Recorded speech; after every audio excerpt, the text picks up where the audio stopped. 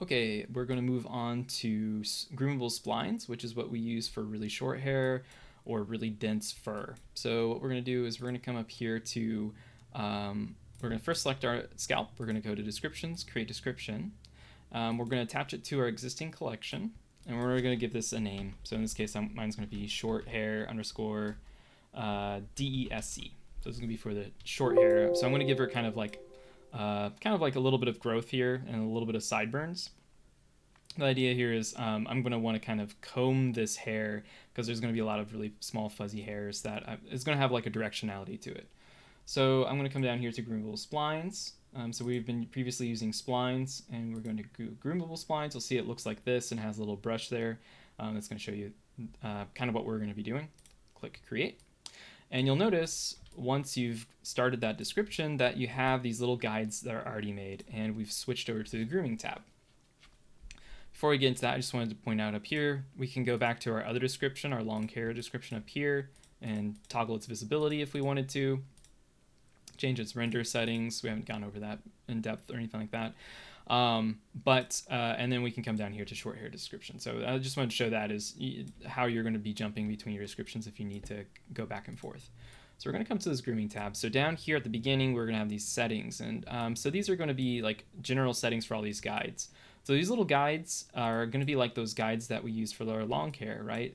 The direction and shape of them are going to control the direction and shape of the hair that's being generated.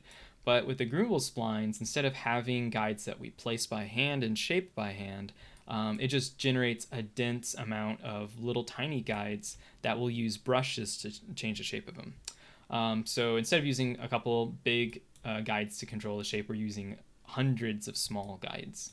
Okay, so we're going to come down here, and this is going to control the appearance and the initial settings of our guides and our hairs. So I'm going to come here and set the density. So I like to keep it fairly low, not too dense, right? Something like that. And then down here we can see that we have the display color of it, whether they're going to be shown as cards or lines. I usually just stick to lines. Their initial length, right? We're going to be able to change the length later on, but I might do something kind of like a little long. And then the width, of course, and that's going to really be only affecting the width of the hairs when they're grown, right? When we actually grow the hairs. And then down here is going to be the TPU. The TPU is going to be that density of our grooming maps. So again, we want to set that fairly high. Okay, and let's go in here. I'm going to preview all descriptions in the collection, just so that when I do that, I'll grow my hair again. And I'm going to come, actually, let's go here. I'm going to go ahead and clear my current description. There we go. Still want to see that one. Okay. So once I've gotten my initial settings set, I turn off this button right here that says sync.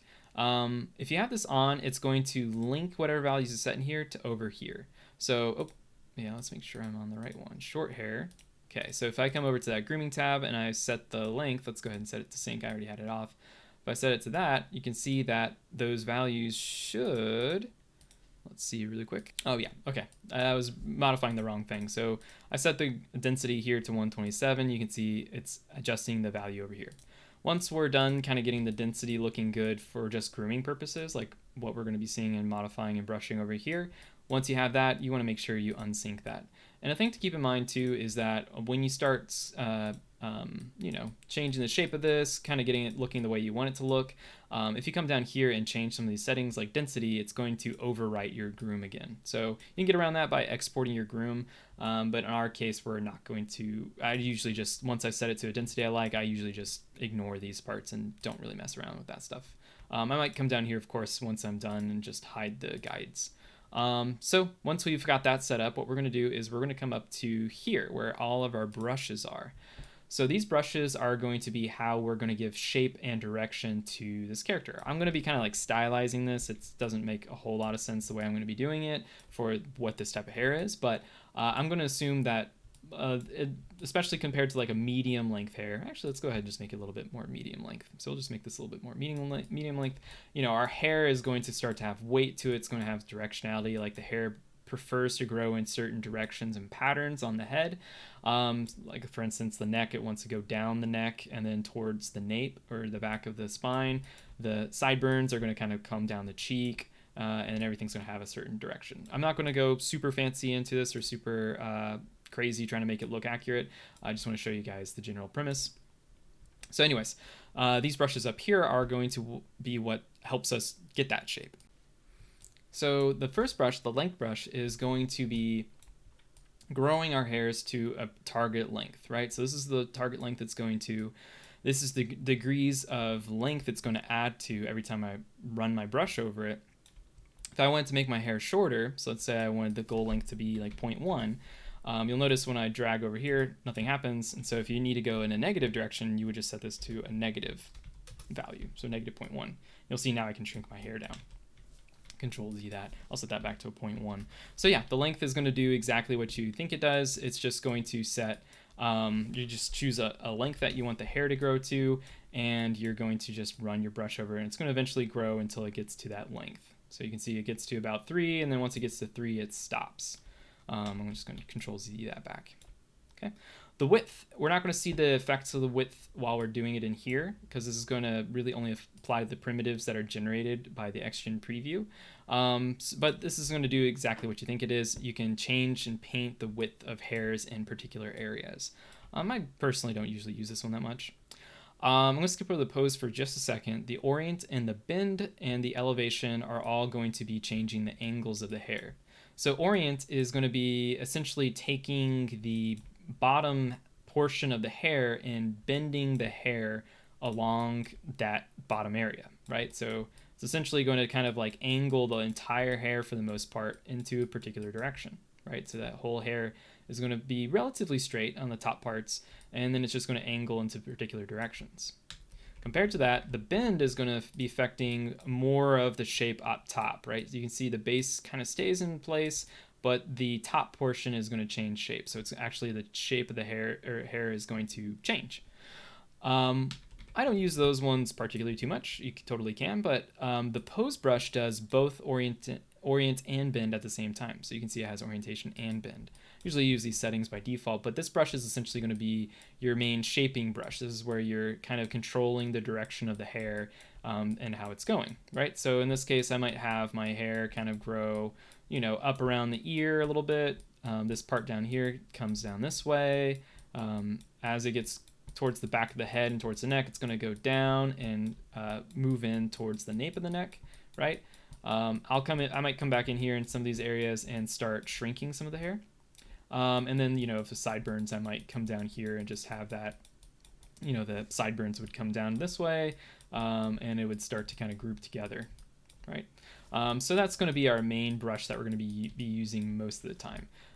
So I'll probably pause this at some point to show you where I get to, but before we go there, I want to kind of show the next brush and how it relates to this one. So I'm going to take that pose brush, and I'm just going to keep pushing and pushing and pushing, and eventually what you're going to notice is that I accidentally push it through the mesh, right?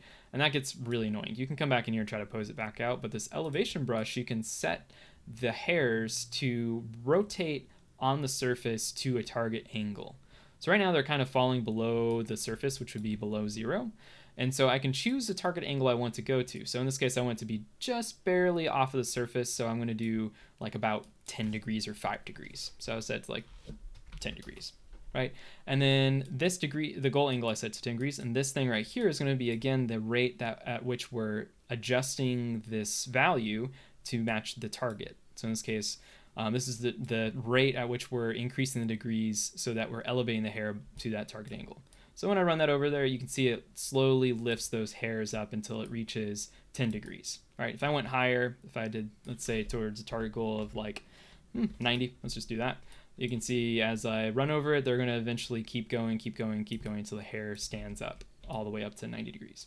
Okay, so before I go too much further, I'm going to go ahead and use my pose brush and just kind of do a pass over all of this.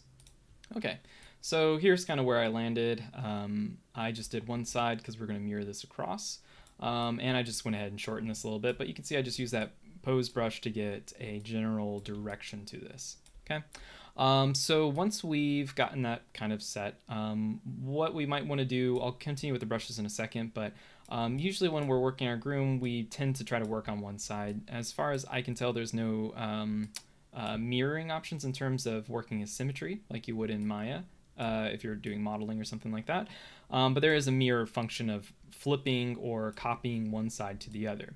So in order to do that, you have to keep in mind that it's going to be going across the x-axis pointing down the z. So if my character is facing down the z-axis like this, if I come here, then this is the left side and then this is the right side. So just keep that in mind when you do this. You don't want to do the wrong one. So I want to flip left to right. And so you can see here it just copied what I had on one side over to the other side. So that's what we might do if, as we're kind of working and we get progress on one side and we want to copy it over to the other. Okay. So moving on, we're going to look at the rest of these brushes. So we have the attract brush. The way the attract brush works is you're going to be brushing over an area and the guides are going to be drawn to it, right? And so the magnitude is going to be the rate at which they're going to be kind of trying to draw to that location, right? So you can see when I do that, all those hairs are being, or all those guides are being drawn to that point. We just take that pose brush again and just kind of pull that out again. I'm just going to Control Z it back. We have two brushes up next that are actually kind of similar to each other. So we have Repel and Part. So Repel is essentially going to bend and rotate the hairs completely away from it. So you can see the hairs are affecting orientation and bending away. And so they're kind of, wherever I'm brushing this from that point, they're all kind of radiating out from. Again, magnitude is the intensity. Part is somewhat similar, but you can see that, especially what I like to do is draw in a particular line, is it's not going to be essentially wherever you're painting, it's not going to take all the hairs in all directions around it and push it equally away. It's going to be looking at this stroke and determining if it's going to push in one direction or the other. So this is kind of nice if you're creating a part in your hair. You want to create like a natural part, like maybe around here or down here. And so it's going to push the hairs on one side in one direction and the hairs on on the other side of that line that you're painting in the other direction. Noise is going to do exactly what you think it does, right? You can see it's going to kind of like jitter different parameters. You can determine which parameters and what parts of the hair that you're going to be jittering, right? So you can have it affect only the tip and not the middle. You can have it affect the width. You don't have to do this necessarily. Like, if it can help with just like breaking up some symmetry, especially, let me go ahead and hide the long hair, right? You can see like right here it gets a little too perfect wherever it split, right? And you can start to see a little bit of symmetry. So sometimes what I'll do is I might run let's come back here to the short hair, noise along there just to kind of break it up a little bit. But if you're looking to just get your hairs to be a little less perfect and a little bit more noisy, you could always, again, run a modifier on that and just add some noise to your hair. For this next brush, the twist brush, I'm actually going to lengthen the hair a little bit. So I'm going to go ahead and set this to a larger length. Let's go to, like, let's say 5. I'll just go ahead and grow this hair out a little bit. I feel like the results are a little bit easier to see. And so I'm just going to go ahead and take this twist. And you'll notice as I brush along it, I'm going to go ahead and increase the degrees. Let's go pretty high. You'll notice as I'm dragging along it that the hairs are going to be rotating around their base. And it's going to essentially be spinning around as this brush goes across it. So it's going to, when you brush across it, it's going to kind of spin around in place. It's a brush that I don't use very often, and so it would take a little bit of getting used to just to kind of see the effect it has and if it's something you want. But this is what the twist is going to do, and you can see we're going to start to get little waves in there as we run across that area. The smooth brush is going to be sort of the opposite of the noise. It's going to take all of those different, let's go ahead and just run some noise on this, right? It's going to take all of those different components of the hair, the length, orientation, and bend, and it's going to try to even them out with their neighbors and along the length of the hair. So you can see that just cleans that up a bit. If there's an area where it gets a little too messy, or there's just like, for instance, if I grabbed the length and I had some areas where I was just accidentally hit maybe let's go ahead and go really small, and let's say I'll do this, right? I can take that smooth brush, and if I have that length setting turned on, I can go ahead and try to get that back even out so it's more homogeneous with the areas around it. So the last brush I want to go over, I'm going to skip the region brush because quite frankly I don't really know what it's used for. In this case of the Groomable Splines, I'm going to go ahead and use the mask brush. So the mask brush is a good way of us just kind of isolating where we want to focus on. So you'll see that it goes white to green to our default yellow color, or whatever we set our tip color to be. And everywhere it's white with a fall off to green, it's going to be where I can actually like edit my mesh. Outside of that, I can't really edit it. You can see there's a transition area, but down over here, this is all masked off essentially. So you're masking the areas you can paint inside of. And you can also change that right there. If I wanted to remove that mask, I would just click on this button right here, clear, and then I can edit the entire thing once again. When you're working with fur grooms, it's a good idea to export your grooming work periodically. So what you do is if you go to File, Export Grooming, what it's going to do is it's going to bake and save all of your maps that it's generating. Because just like with all of our, a lot of our other features in XGen, when we're modifying some of these parameters, it's storing them as a map. You can actually see in the short hair description or a groom description compared to our guide-based description that we have actually maps generated by default, right? So it went ahead and create a length, width, orient, and bend maps for us. And this probably ostensibly is where the region map would come to. I'm not sure. So those texture maps are what stores all that grooming direction information that we used all those brushes for. So if I come over here, if I want to save those maps, and so I can like make a change to this, I'll show you an example. I'll go to File, Export Grooming, and I'm just going to go ahead and export it. And then, for instance, I said this earlier, if I lower the density or change some of these settings down here, all of a sudden I've lost all of my work. But because I exported that, I can change some of these parameters and just go File, Import Grooming. You see I have all that directionality still, I just don't have quite as many hairs. So if there's any reason why you wanted to do something like that, changing one of these settings down here, like I think to some degree it's kind of nicer to have these fewer guides to work with sometimes. You just do that export. And it's a good idea to do that in case there's something that causes you to lose some of your work. What you also want to do is whenever you save, you're going to be saving, while we're on the topic, we're going to be saving that .xgen file. So just keep in mind that as you're saving, it's creating this .xgen file based on the name of your file and the collection. So if you're incrementing and saving, so if you're adding a new version number, you're going to get a new .xgen file, which is great. But remember the .xgen file is only going to be storing more or less this information that's in the XGen window. It's not storing your maps. So if you ever want to save the maps you've created for either of your descriptions, what you want to do is you want to go ahead and zip up this folder right here. So you just right click it. In my case, I'm using WinRAR. Just add a zip, add a date. So XGen, this one's going to be 5/24, and say okay, and I have that zip folder. So if I do anything that causes me to lose my maps, because a lot of the stuff, even if I save a new version, so let's say I had an old version that I did a bunch of XGen work in, I want to make a new version, and let's say I make a ton of changes, but I want to go back to that previous version. The problem is that even though I saved a new version and it created a new .xgen file, all of my maps that were used are being overwritten inside here, right? So it doesn't double up or make backups of this for you. It overwrites any maps you make inside of these description folders.